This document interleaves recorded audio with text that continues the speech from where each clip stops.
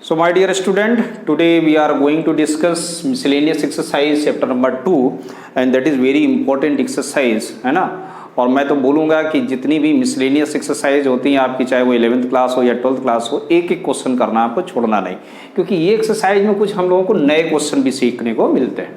Important तो होते ही, लेकिन कुछ नए क्वेश्चन भी आते हैं। तो देखिए पहला क्वेश्चन क्या है, आपको दो फंक्शन दिए गए f(x) और g(x). कंडीशन है क्या कि f(x) है x square when x is greater than or equal to 0 but less than or equal to 3, and if x is greater than or equal to 3 but less than or equal to 10। और ऐसे ही आपका gx function दिया। Question कह रहा है कि so that f is a function but g is not a function। तो देखिए फंक्शन कब होगा, फंक्शन होने की कंडीशन क्या है कि आपका जो डोमेन है ना उसकी केवल एक ही यूनिक इमेज होनी चाहिए, ठीक है ना, ओनली वन यूनिक इमेज। तो जैसे इसमें देखो, इसका पहले मतलब समझ लेते हैं कि ये लिखा हुआ जैसे f(x) equal to x square, किस कंडीशन में, when x is greater than or equal to 0 but less than or equal to 3, ठीक है ना। और इस कंडीशन में और एक दूसरी कंडीशन आपके पास है कि f(x) इक्वल टू क्या है, 3x है, किस कंडीशन में, when x is greater than or equal to 3 but less than or equal to 10। जब आप x की वैल्यू 0 और 3 के बीच में, यानी 0 लेंगे या 3 भी ले सकते हैं, इंक्लूडेड है, तो आपको इस फंक्शन का यूज करना है। तो टेक द फर्स्ट फंक्शन, है ना, इसको अगर हम लोग लेंगे और यहाँ हम लोग f3 रखें तो मुझे क्या मिलेगा, 3 स्क्वायर दैट इज ए 9। और जब हम लोग इस फंक्शन को लेंगे और यहाँ मैं f3 निकालूँ तो क्या मिलेगा मुझे, 3 इंटू 3 दैट इज ऑल्सो भी 9। इसका मतलब क्या हुआ कि इस पूरे फंक्शन में अगर हम देखें तो जो इसकी जो इमेजेस हैं डोमेन की, है ना, तो यहाँ हम लिख सकते हैं since each elements has unique image,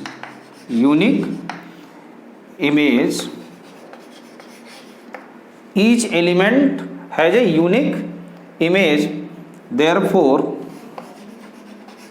therefore f(x) is a function. Short में लिख दिया कि ईच एलिमेंट्स ऑफ, लिख सकते हैं कि each elements of f(x) has a unique image, therefore f(x) is a function. क्यों, देखो इसका जो डोमेन है, आप ध्यान से देखो तो इसका डोमेन क्या है, domain of f equal to 0 से लेके 10 तक है। डोमेन क्या है, 0 से 10 तक, और 0 से लेके 10 तक कोई भी आप वैल्यू रखोगे एक यूनिक इमेज मिलेगी, ठीक है। आपने चेक भी किया कि अगर हम लोग f3 रखें तो 9 आएगा, और दूसरे वाले फंक्शन में भी रखें तब भी मुझे क्या मिलेगा, 9 मिलेगा, इसलिए ये क्या है, फंक्शन हो गया। और अगर हम लोग gx की बात करें तो देखो gx में भी वही कंडीशन है कि अगर हम लोग एक फंक्शन लेते हैं gx का एक्स स्क्वायर और वैल्यू रखते हैं इफ x इक्वल टू 2, तो देखिए क्या मिलेगा, g2 equal to 2 square that is a 4। और फिर दूसरा फंक्शन ले लें f(x) इक्वल टू क्या है, 3x, और इसमें भी हम लोग रखें इफ x इक्वल टू 2, तो क्या मिलेगा, gx इक्वल टू क्या आ जाएगा, 3 इंटू 2 इक्वल टू क्या आ गया, 6। यहाँ क्या लगा, since 2 has two distinct images, 2 has two distinct images। बात आ रही समझ में, क्योंकि यहाँ पे देखो f2 इक्वल टू 4 है और f2 इक्वल टू यहाँ पर f2 इक्वल टू क्या है, 6 है। तो यहाँ तो सेम है, लेकिन ये क्या हो गया, 2 डिस्टिंक्ट एलिमेंट है, यानी कि इस तरीके से कुछ हो गया। अगर आपके इधर कोई नंबर रहेगा, यहाँ कोई 2 रहा होगा, यहाँ 4 है, 6 है, तो ये इस कंडीशन में आ गया। तो एक एलिमेंट की 2 इमेजेस नहीं हो सकती। सो देयरफॉर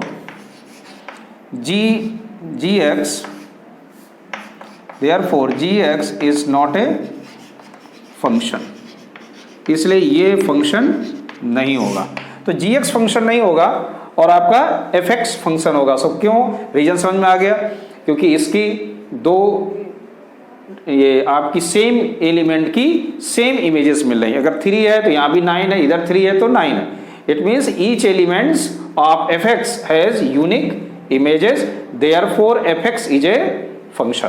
इसका डोमेन क्या है, 0 से 10 के बीच में आप कोई भी नंबर ले लो, और यहाँ पर आपके इमेजेस क्या है 0 से 10 के बीच में अगर हम लेते हैं तो एक मुझे 2 मिल गया, जिसकी 2 एक ही नंबर की दो आपको इमेजेस अलग अलग मिल गए। ऐसे आपका question number 1 is over. So come to question number 2। Question number 2 that is very simple question. इसमें आपको एक function f x equal to x square given है और वैल्यू इसकी निकालनी है। तो इसमें क्या करना है हमको कि वैल्यू निकालेंगे आप एफ 1.1 की वैल्यू क्या होगी, तो x की जगह क्या आएगा 1.1 का स्क्वायर, तो दैट इज 1.21, और f1 तो f1 की वैल्यू क्या होगी 1 square that is 1।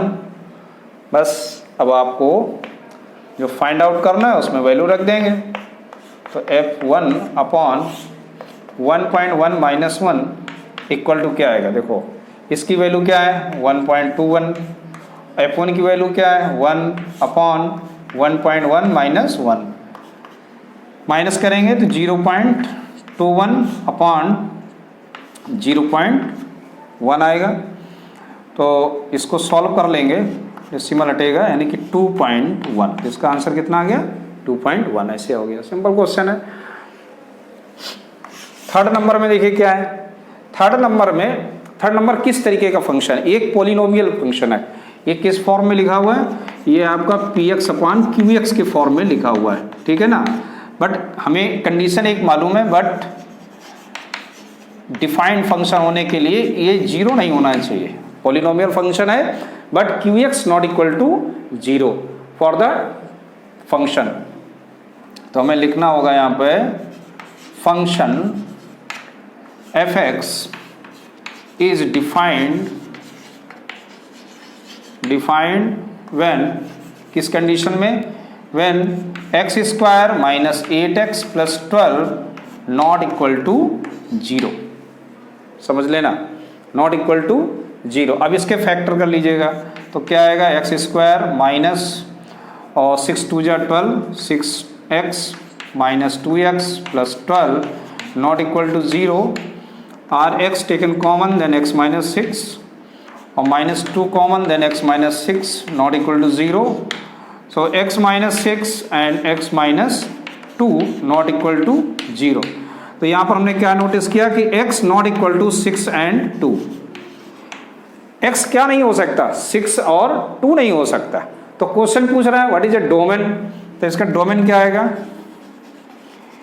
All real values के लिए अपना पॉलिनोमियल क्या होता है डिफाइंड होता है बस। तो हमें कौन से नंबर नहीं लेने, 6 एंड 2। तो डोमेन क्या आएगा इसका r माइनस और ये 6 एंड 2, ये सेट में लिखना होगा है ना, हाँ ये क्योंकि पर्टिकुलर है। तो r माइनस 6,2 बात आ गई। इसको लिखने का मेथड समझ में आया।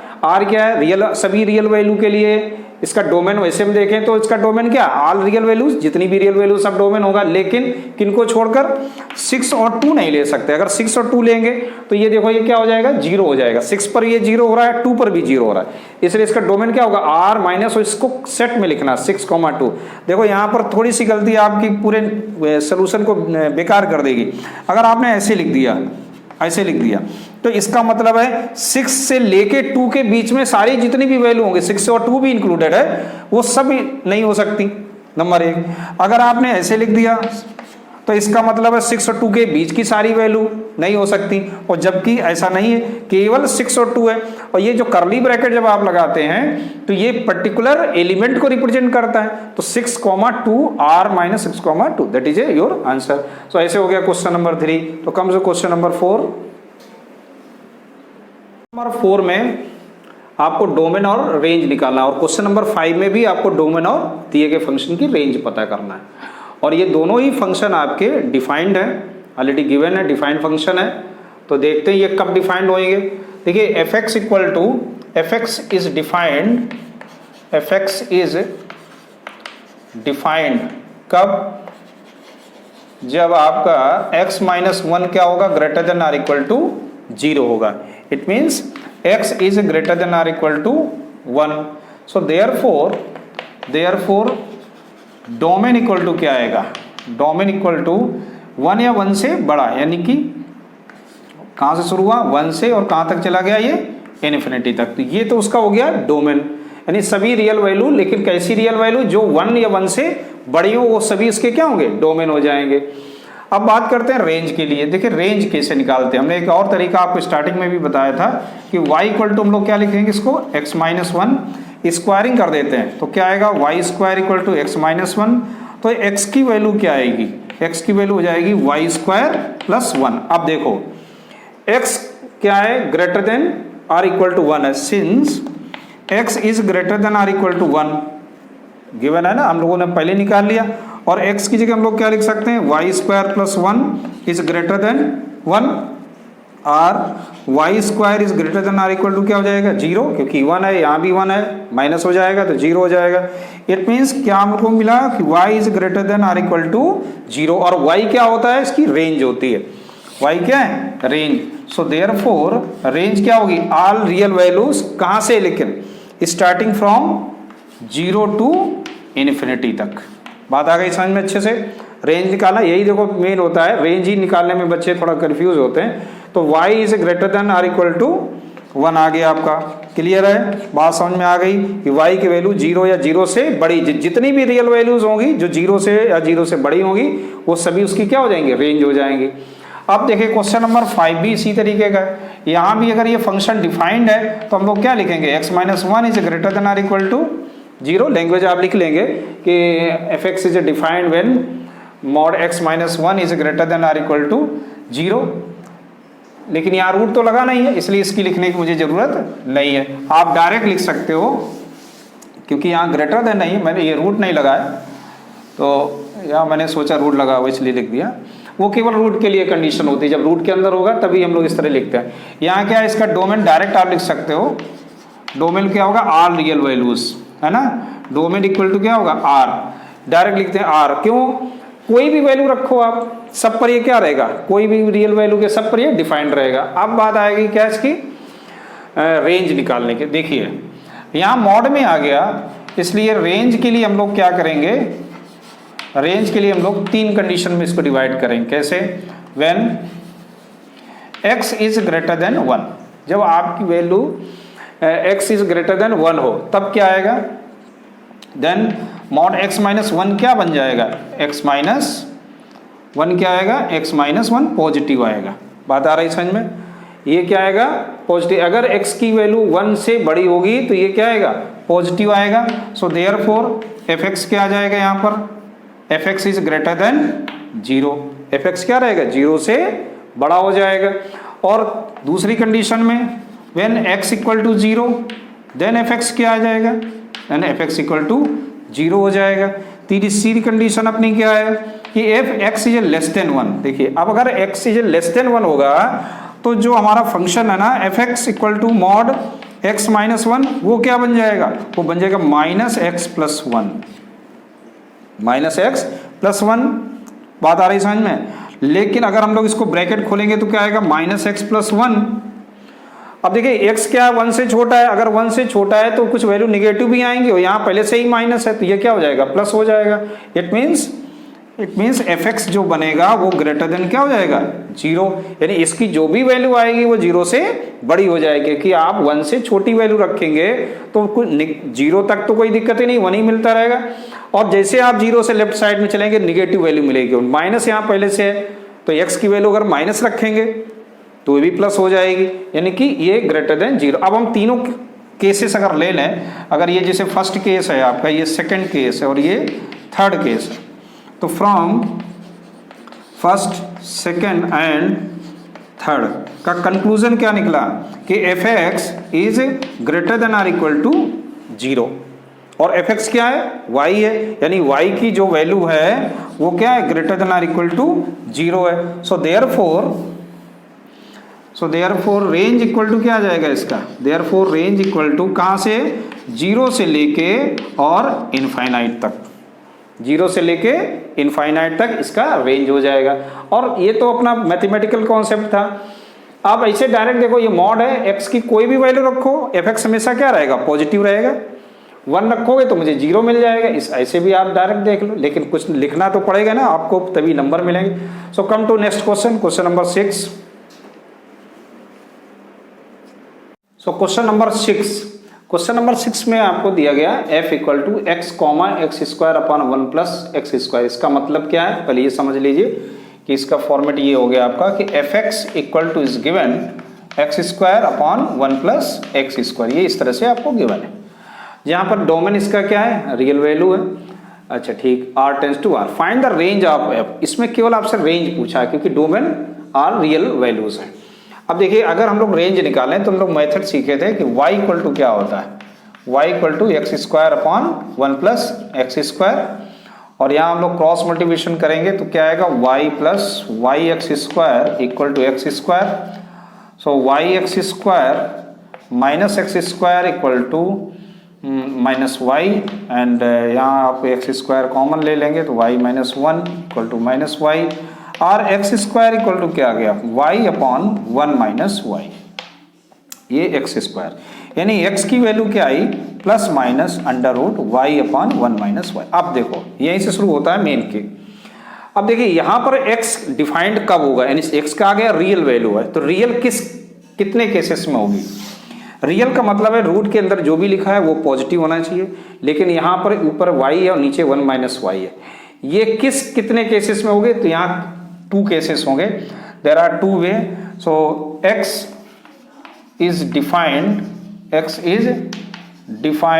when number 1, केस नंबर 1 क्या कहता है, केस कहता है कि when y is greater than or equal to 0 and 1 minus y is greater than 0।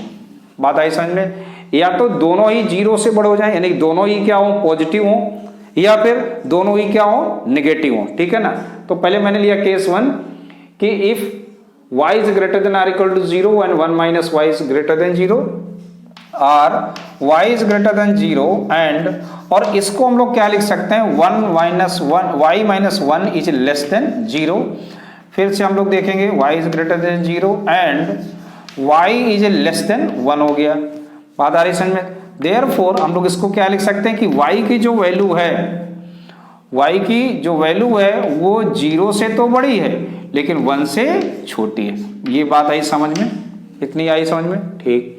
अब देखिए केस 2 में अगर हम लोग चलें, केस 2 हमारा क्या कहता है, केस 2 कहता है कि अगर ये दोनों वैल्यू क्या हो जाए, निगेटिव हो जाए, यानी कि इसका न्यूमरेटर भी निगेटिव हो और डिनोमिनेटर भी अगर निगेटिव होता है तब भी ये क्या रहेगा, पॉजिटिव रहेगा। It means y is a less than or equal to 0, y की वैल्यू क्या हो, 0 या 0 से छोटी हो जाए, एंड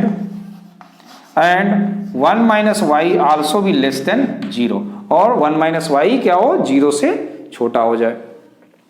तो यहाँ आप कंडीशन अगर देखते हैं तो यहाँ क्या बन के कंडीशन आ रही है, इसको हम लोग लिखें y माइनस 1, तो ये ग्रेटर देन 0। फिर हम लोग लिखें तो ये क्या आया, y इज ग्रेटर देन 1। अब देखो यहाँ पर क्या ये कंडीशन पॉसिबल है, पहले आप समझ लीजिए। अगर नहीं आपको समझ में आ रहा तो मैं नंबर लाइन पे दिखाऊं, तो ये आपका है 0 और ये है आपका 1 और यहाँ है -1, ये -2। अब क्या कह रहा है कि y की वैल्यू 0 से बड़ी है, 0 या 0 से बड़ी है, यानी कि ये है, ठीक। और फिर कह रहा y इज ग्रेटर देन 1 और y कह रहा है 1 से बड़ी है, सॉरी ये बड़े नहीं, सॉरी मैं क्या बोल गया, y is a less than और equal, sorry y is a less than 0, यानी y का ये है आपकी डायरेक्शन। और एक कंडीशन में कह रहा है कि y is A greater than 1, इस डायरेक्शन में जा रहा है, तो एक तो इधर के जा रहा है, एक इधर जा रहा है, कोई भी कॉमन वैल्यू है नहीं है। So that is not possible. ये क्या आपका नॉट पॉसिबल, ये नॉट पॉसिबल हो गया। यहां तक आया समझ में। तो अपना फाइनल क्या हुआ कि y की वैल्यू क्या होगी, 0 या 0 से बड़ी होगी या 1 से छोटी होगी। तो रेंज इसकी, रेंज y ही इसकी रेंज होती, तो अपन बता सकते हैं ना इसका रेंज क्या होगा, रेंज इक्वल टू 0 से 1 क्लोज ओपन में रहेगा और 0 किस में रहेगा, क्लोज में रहेगा। तो इसकी रेंज आ गई 0 क्लोज ब्रैकेट कॉमा 1। तो ऐसे अपना क्वेश्चन नंबर 6 हो गया। So come to question number 7। So question number 7 में कर दो फंक्शन आपको दिए गए, एफ एक्स है और एक जी एक्स है, और दोनों डिफाइंड है कहाँ पे, r टेंस टू r पे। तो f प्लस जी निकालना। देखो इस तरह के क्वेश्चन को हम लोग कैसे करना है, f प्लस जी और हमारा जो एलिमेंट है वो क्या है, x है, इसलिए इसको हमने x लिखा। f plus g equal to क्या आएगा, fx plus gx, distributive property इसमें अप्लाई होती है। सो fx प्लस gx क्या आ जाएगा, fx क्या है आपका x प्लस 1 और gx क्या है 2x माइनस 3, तो ये कितना आ गया 3x और ये आ गया माइनस का 2, तो f प्लस g जो फंक्शन बनेगा वो क्या आएगा 3x माइनस 2 आएगा। ठीक, बात आई समझ में। फिर कह रहा है f माइनस जी क्या होगा, ये तो हो गया फर्स्ट की बात। सेकंड में देखिए क्या आएगा f माइनस जी, तो इसको भी मुझे क्या लिखना होगा x, तो यहाँ भी क्या आ जाएगा fx माइनस gx, अब आ गया माइनस तो माइनस कर देंगे, सिंपल क्वेश्चन था ये। x प्लस 1 माइनस करेंगे तो ये आ जाएगा 2x प्लस 3, तो ये बन जाएगा कितना 4 माइनस एक्स। ऐसे आपका सेकंड पार्ट हो गया। थर्ड पार्ट में क्या करना है, थर्ड पार्ट में लिखा f अपॉन जी, तो इसको भी इस तरह से हमें लिखना होगा, तो इसको लिख देंगे हम लोग fx अपॉन जी एक्स, मगर याद रखना होगा G X not a zero, but G X not equal to ये जीरो नहीं हो सकता। तो देखते हैं किस कंडीशन में बनेगा। fx की वैल्यू क्या है x plus 1 upon 2x minus 3। अब देखो ये किस पे डिफाइंड होगा, ये अब यहाँ 2x बट यहाँ लिख सकते हैं हम लोग, but 2x minus 3 not equal to zero, so therefore 2x not equal to 3, then x not equal to 3/2। तो इसका मतलब हो गया f upon g x equal to x plus 1 upon 2x minus 3 comma but x not equal to 3/2। तो ऐसे आपको ये question करना था, है ना, इस तरह सिंपल क्वेश्चन था। तो come to question number 8। So in question number 8, the set of the some relations of this function is given 1 1 2 3 0 1 minus 1 and 3, and find the and one condition is given कि fx equal to ax plus b, this is a linear form, है ना, linear function is given and determine a and b, जबकि ये defined है z to z means integer के लिए, ठीक है ना। तो ऐसे क्वेश्चन को हम लोग कैसे करना है, देखिए इस ये जो गिवन है इसको हम लोग इस तरह से भी लिख सकते हैं, क्या f1 इक्वल टू 1 लिख सकते हैं ना।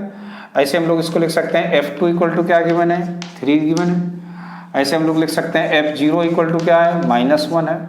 ऐसे हम लोग लिख सकते हैं क्या f minus 1 equal to -3 is given, ठीक है ना। अब जो फंक्शन गिवन है fx equal to ax plus b, तो अगर मैं इस फंक्शन में f1 रखूं तो मुझे क्या मिलेगा, x की जगह 1, तो ये मिलेगा a प्लस बी, और ये कितना गिवन है 1, so a plus b that is a 1, this is equation number 1। ऐसे अगर इसमें बात करें तो f2 की जगह हम लोग लिखें क्या a into 2 plus b equal to क्या 3, तो क्या मिल जाएगा 2a plus b equal to 3, equation number 2 मिल गई आपको। और आगे बढ़ जाए तो ऐसे इक्वेशन बनती चली जाएंगी। ये चलो इसमें रख के देख लो f0 का मतलब क्या हो गया f0 इक्वल टू क्या आ जाएगा a इंटू 0 प्लस बी, और इसकी वैल्यू क्या है -1, तो b, तो यहाँ से हमें डायरेक्ट मिल गया क्या b की वैल्यू क्या आ गई -1 में आ गई। तो इस वैल्यू को putting the value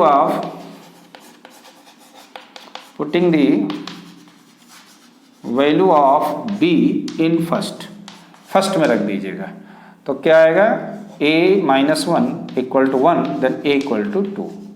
so what is the answer, a equal to 2 and b equal to -1।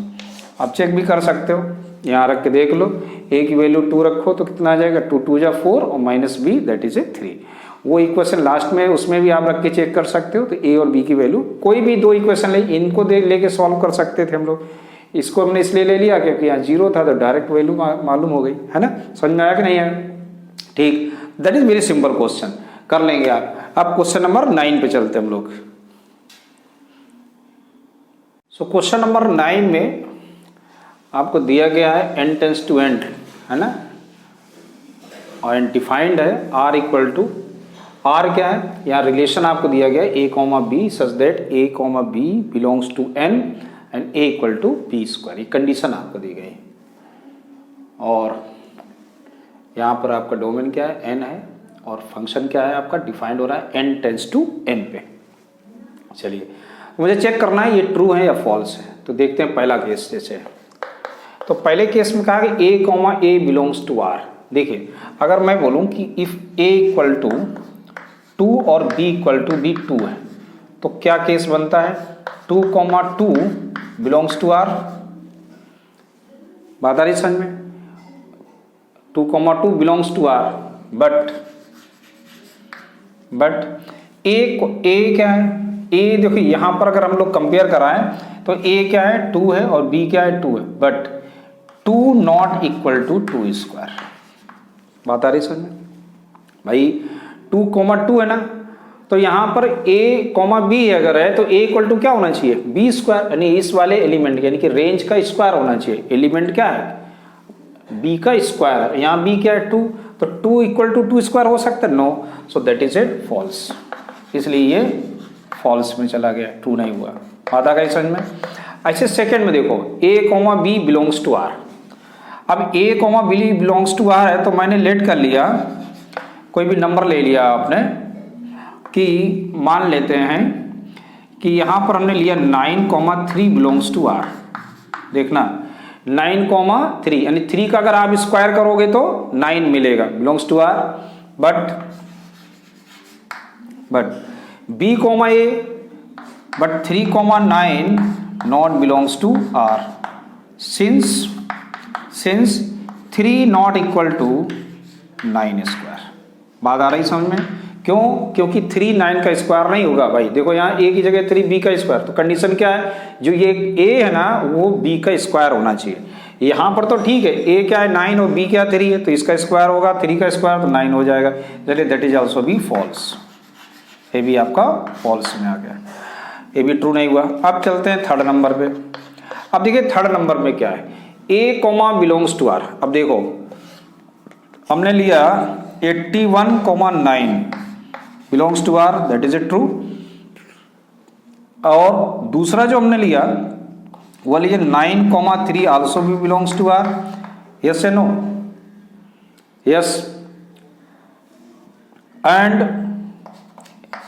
अब देखिए यहां कह रहा कि a कॉमा c भी फिर बिलोंग होना चाहिए r में, तो a क्या है 81 और c क्या है, यहां देखो ये c क्या है, इससे कंपेयर करा लो तो c क्या है 3 belongs to r, not belongs to r, ये बिलोंग्स टू r नहीं होगा। Reason since 81 not equal to 3 square, क्योंकि 81 3 का स्क्वायर नहीं है। तो ऐसे ही यहाँ पर 2,2 बिलोंग्स टू, ये नॉट एक और लिख दीजिए, not belongs to r, since यहाँ लिख दीजिए, सिंस लिख दीजिए और क्लियर हो जाएगा, since 2 not equal to 2 square, ठीक है ना। सो दैट इज ऑल्सो भी फॉल्स। तो ऐसे आपके ये तीनों केस क्या है, ट्रू नहीं होंगे। और क्वेश्चन नंबर 10 की बात करते हैं हम लोग। सो क्वेश्चन नंबर 10 में एक आपको सेट दिया गया a, एक b दिया गया, और यहाँ पर कुछ रिलेशंस आपको लिखेंगे। तो क्वेश्चन ये पूछ रहा है कि पहले तो ये बताइए जो ये गिवन है क्या ये रिलेशन है a टू b, और दूसरा क्या ये फंक्शन हो सकता है या नहीं। तो दोनों चीज़ें आपको प्रूफ इसमें करनी है और वेरीफाई भी करना है। तो सबसे पहले मुझे रिलेशन निकालना होगा। रिलेशन हम लोग कैसे निकालते हैं, कार्टेशियन प्रोडक्ट से। तो देखिए क्या बनेगा, 1,5 1,9 1,11 1,15 एंड 1,16। फिर 2 का लेंगे, 2,1 2,5 2,9 2,11 2,15 एंड 2,16। 2 के बाद 3 का नंबर 3,1 3,5 और 3,9 3,11 3,15 एंड 3,16 हो गया। और उसके बाद आप क्या बचा है 4, ये भी लिखना होगा आपको 4,1, 4,5 एंड 4,9, 4,11, ऐसे आपको सारे के सारे आपको रिलेशंस लिखने होंगे, कार्टेशियन प्रोडक्ट निकालना होगा, और 4,16। तो ये तो हुआ आपका कार्टेशियन प्रोडक्ट। अब देखिए यहाँ f क्या है 1,5 है, देखो चेक करो कहीं 1,5 है, देखो यहाँ भी है 1,5, 2,9 कहीं दिख रहा है आपको, है 2,9 भी है, और 3,1 है देखो ये 3,1 भी है, और 4,5, 4,5 यहाँ पे देखो 4,5, 2,11, तो 2,11 भी है मेरे पास। कहाँ मैंने लिखा, ये लिखा, ठीक। अब देखो यहाँ पर आपने क्या नोटिस किया, आपने नोटिस किया कि 1,5, ध्यान देना 1,5 और 2,9 एंड 3,1 एंड 4,5 और 2,11 है ना, आर बिलोंग्स टू, ये सभी किस में बिलोंग कर रहे हैं, ए क्रॉस बी में कर रहे हैं, ए क्रॉस बी में। So therefore F is a relation, इसलिए एफ क्या होगा आपका, ये रिलेशन है। तो पहला पार्ट हो गया। सेकंड पार्ट के लिए देखो, अब सेकंड पार्ट के लिए फंक्शन के लिए क्या है, देखो फंक्शन में एक आप नोटिस कर रहे होगे कि f2 इक्वल टू 9 है एंड f2 इक्वल टू 11 है, therefore it is not a function. तो ये फंक्शन नहीं हुआ, क्यों, 2 है, सिंस 2 हैव 2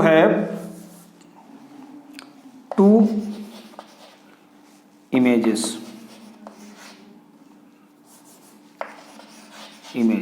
बात आई समझ में, क्यों, क्योंकि 2 के पास क्या है, 2 इमेजेस हैं, नॉट ए यूनिक इमेज, 2 की कोई यूनिक इमेज नहीं है, 9 और 11 है, so that is not a function. तो ये आपका हो गया question number 10, that is very simple. Come to question number 11। Question number 11 में कह रहा है कि f क्या है, एक सबसेट है किसका, z क्रॉस z का।